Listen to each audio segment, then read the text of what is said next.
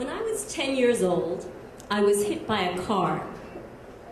The year was 1974. 2 years prior, the Cadillac company came out with the 1972 Coupe de Ville. In case you don't remember, the 1972 Cadillac Coupe de Ville was a fantastic early 70s example, stunning example of this kind of 20 feet from bumper to bumper style. But for me, the 1972 Cadillac Coupe de Ville will always be thought of as that big mother stupor. And more specifically, that big mother stupor hit me at 40 miles an hour. More specifically, some details. So I've been at my friend Hillary's house after school, and time was up, time to go home for dinner, so Hillary walked me to the corner, and I proceeded to cross this kind of busy four-lane, two-way street. Now, when I was 10, I really believed in logic. So I looked both ways, and I saw that about a block away there were some cars, but they were stopped at a light. And I gauged that I could very easily and safely make it across that street. Just to be safe, I decided that I would sprint. Well, when I got to the median, all of a sudden I heard the screech, excruciating screech of a car's brakes. Next thing I knew, everything went black with stars. Exactly like in a Bugs Bunny cartoon. The next thing I knew, I was on the ground, and there was blood, except I didn't know exactly where it was coming from. And that's when I noticed Hillary, standing exactly where I left her.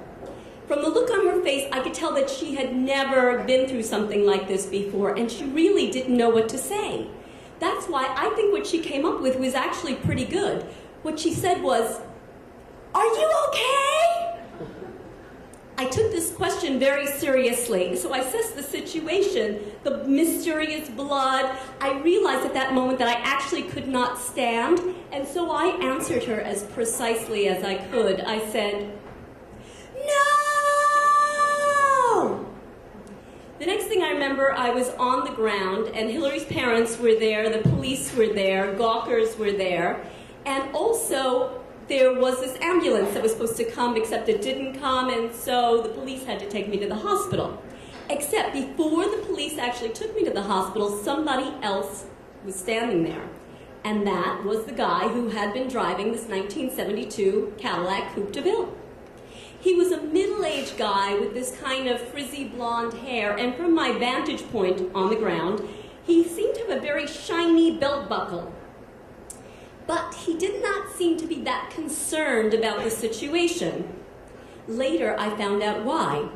You see, he told the police that his car actually never made contact with my body. Rather, what happened, according to him, was that I was wearing very high-heel shoes. I was 10. And I had simply fallen down in front of his car. I guess it was because of this discrepancy that my parents decided that they were going to sue him. Although it might have been because we're Jews. I mean, all of us, you know. Not just the lawyers, but my parents, the driver, all the insurance people. Anyway, it just seemed very natural to us. But it wasn't interesting, not to me, except I found out there were going to be photos.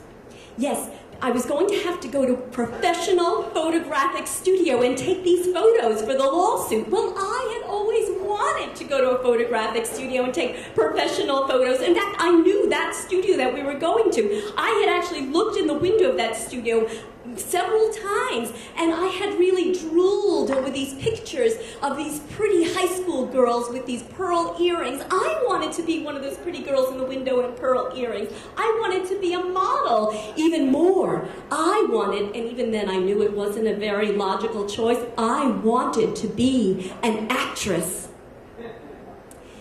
So, we went to the photographic studio to take these pictures. Now, in preparation, I had practiced some poses in front of the full-length mirror in our mildew basement, so I came prepared, except the photographer would have none of it. He only wanted me to look very dour, like this.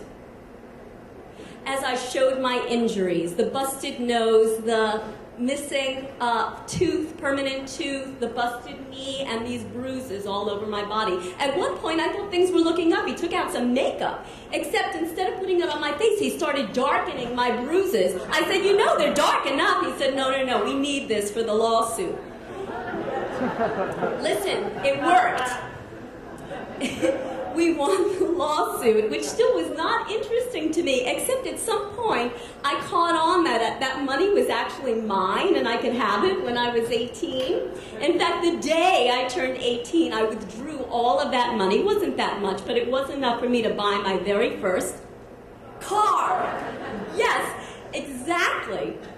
Anyway, going back to the accident, they say that on the day of the accident, when the police came to my house to tell my mother that I had been hit by a car, my mother started screaming. The neighbors told me this. They told me how they heard her from down the block and they had come running, how my mother had actually fainted. After that, my mother, who had lost her parents and her siblings and her friends and her family during the Holocaust, kept saying to me, I almost lost you. I almost lost you. But then, 6 months later, when everything had healed as much as it was ever going to heal, my mother had a plan. We were to go back to that photographic studio and take a real modeling session photograph. Prior to that, my mother took me to Saks Fifth Avenue. We bought all of these clothes so I can change in and out of outfits. When we got there, I had a dressing room. I had makeup on my face this time, just a little, and it was really fantastic. All the while, my mother kept saying to the photographer the real reason why we were there, which was that now these shoulders will prove that I didn't lose her. But you know what? I think the real reason that I had this cheesy photographic session in 1974 was there was this moment right before I blacked out and came to where I had actually a picture in my mind. And that picture was me as an adult. I was talking to another adult, though it might have been a group of adults, and what I said was exactly this. I said, when I was 10 years old, I was hit by a car. In that moment, all those years ago, I was not afraid. I knew then that I was okay, that I would survive this, and that I would maybe even find it funny one day. When I was 10 years old, I was hit by a car. I no longer think that life is very logical. I kind of think it's miraculous. Thank you.